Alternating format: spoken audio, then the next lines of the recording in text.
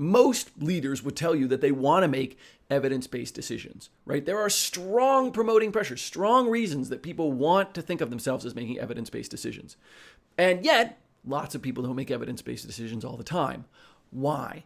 Well, that's because it's actually quite hard. There's all sorts of internal human biases that prevent us from doing it. It's hard to gather evidence in the modern sort of business sense. The way that we organize to do work together doesn't always generate the evidence that we need. So it's those inhibiting pressures that make evidence generation and evidence acceptance quite hard. That's what we're going to try and do together using behavioral science. What we want to do is move two people to a place where they're honoring their intention to do evidence-based decision-making, where the things that get scaled because we have evidence that tells us that's a pretty good idea. I talk a lot about putting behavior at the center of everything we do, but we don't want to skimp out on the science part. Science is, to me, the most beautiful thing that humans have ever created. It is a created process. It's something we learned how to do and that we've passed on to others.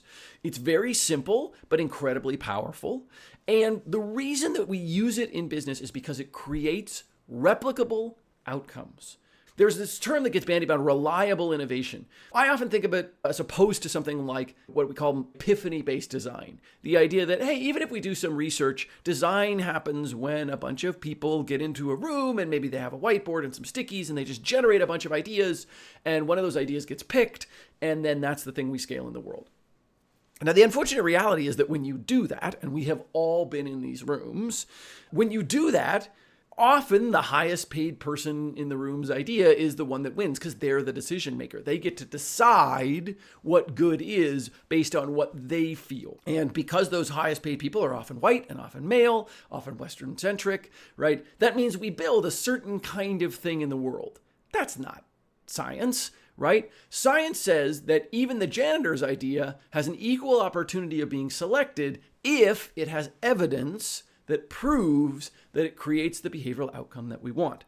That's what science does. Science creates reliable change across a broad spectrum of people in a way where the idea, the generation of the idea that we're going to scientifically test, is dependent on the evidence behind it, not the person behind it.